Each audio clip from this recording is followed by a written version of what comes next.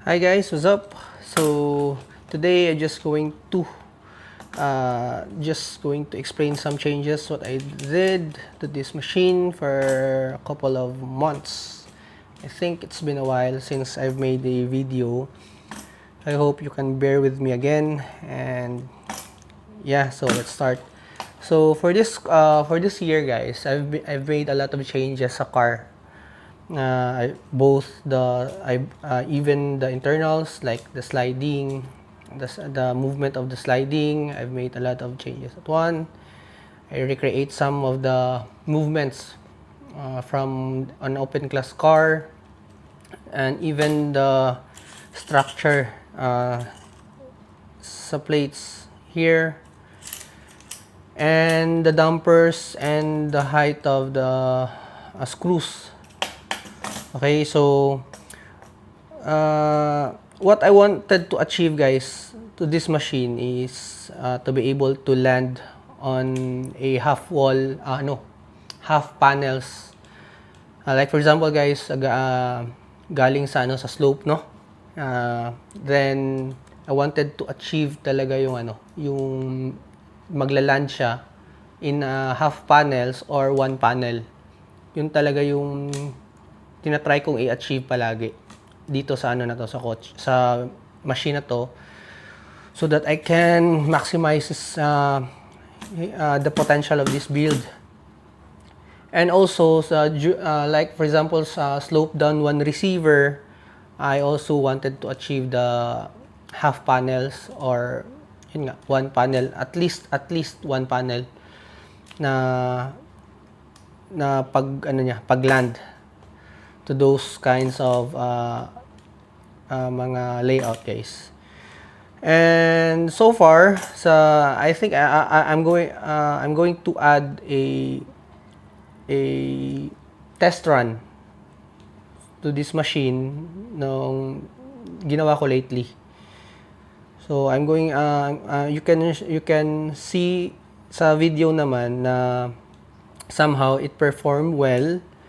And also, meron lang, during the test, I've made a different combination here. And somehow, it feels like sa some corners or a lot of corners, nagkakaroon siya ng delay.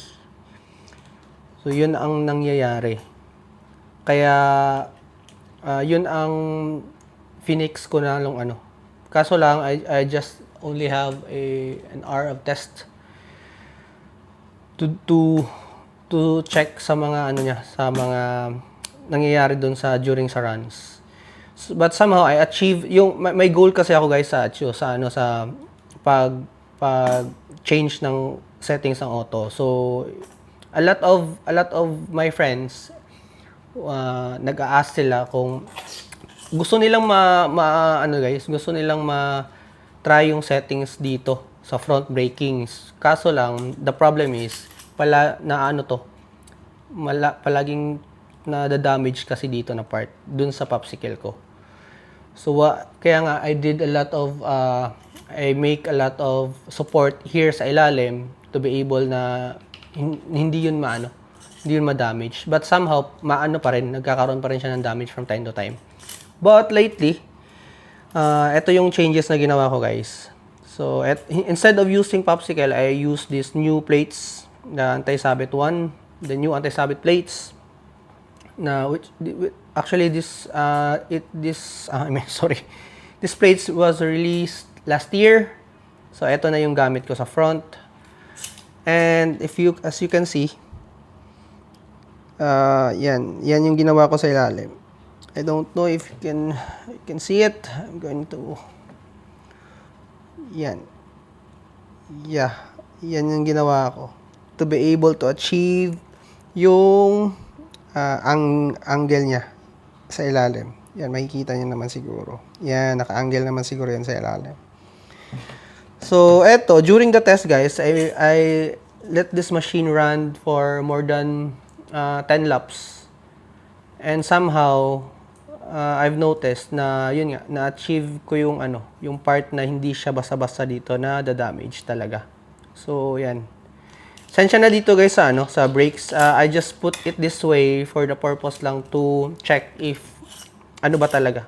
Effective ba yung ginawa kong changes dito na hindi na siya nagkakaroon ng damage dito. Okay? And ano pa ba? Also here sa plates. If I was not able to posted pala guys nung anong ginawa ko dito ba nung ganitong style ng down thrust para wala na kayong problema sa ano.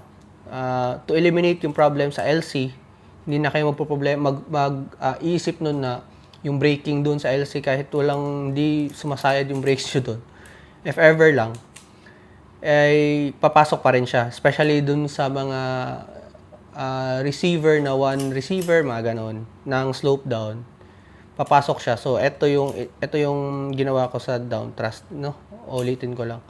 So, for the down thrust, here, I put the smallest washer and followed by 2 standard or normal washer.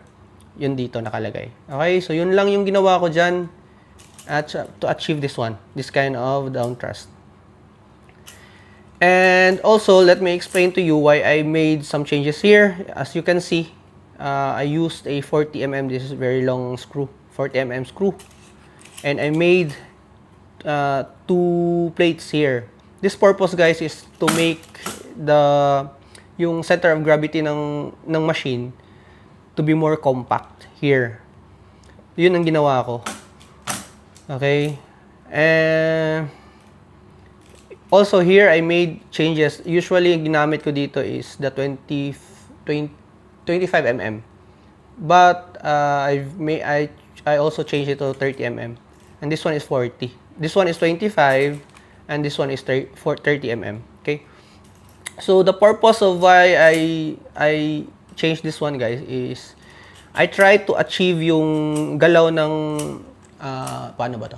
Yung galaw ng dampers na pag kunyari kasi guys, pag lower kasi yung galaw ng dampers is ano siya, tatama siya kaagad sa head, 'di ba? So, may mataas kasi talaga yung chances pag tumama siya pataas yung dampers dun sa ano. Especially kunyari gagamit kayo ng ball cups or gagamit kayo ng lock nut. So, pag tumama yun guys, ang nangyayari, tinutulak na yung auto nyo.